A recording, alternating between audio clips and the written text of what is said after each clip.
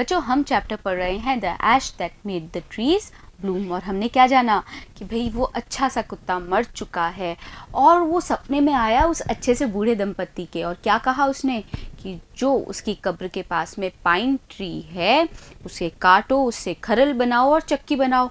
और फिर जब उस खरल में चावल को पीसा गया तब क्या हुआ बच्चों, भाई वो जो पूरा पिसा हुआ चावल था ना वो बदल गया सोने के ढेर में।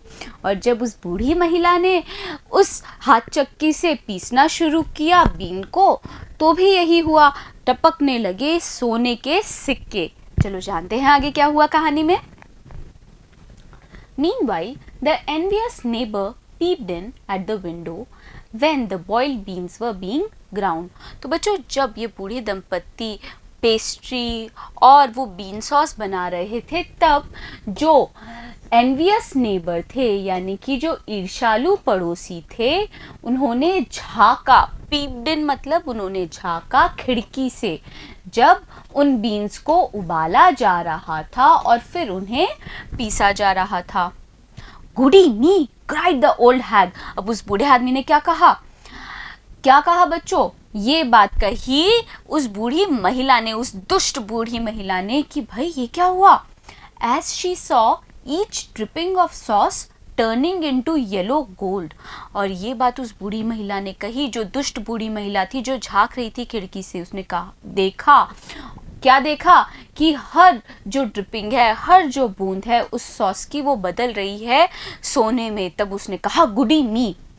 Until in a few minutes the rubber under the mill was full, the tub under the mill was full of a shining mass of gold। तो बच्चों तब तक उसने क्या देखा कि जो टब था ना उस चक्की के नीचे वो भर गया सोने के सिक्कों से। तो यहाँ पे देखो हमने क्या क्या शब्द पढ़े हैं।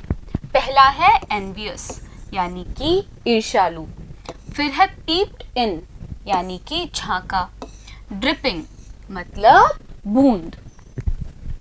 So the old couple were rich again. अब वो जो बूढ़े दंपत्ति थे ना वो दोबारा से अमीर हो गए।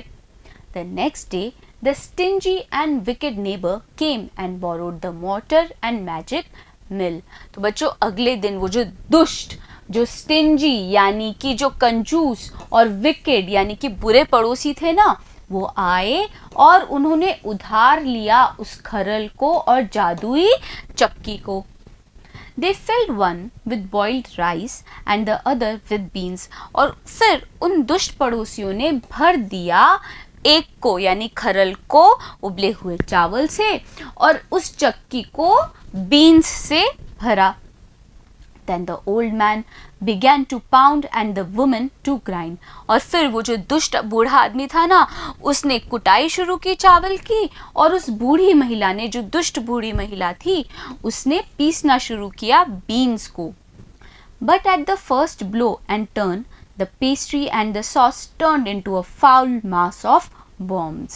तो बच्चों जैसे ही पहला प्रहार हुआ उस खरल के अंदर उस हथौड़े का और साथ ही साथ जैसे ही उस बीन्स की जो पीसना था वो शुरू हुआ, उसी वक्त क्या हुआ, जो पेस्ट्री थी, जो उबला हुआ चावल था और जो सॉस था वो बदल गया एक फाउल मास मतलब एक बदबूदार किसमें, मास में, किसके, कीड़ों के। यानी कि बहुत सारे चावल और उस बीन्स की जगह बहुत सारे कीड़े आ गए जिनसे बदबू आने लगी।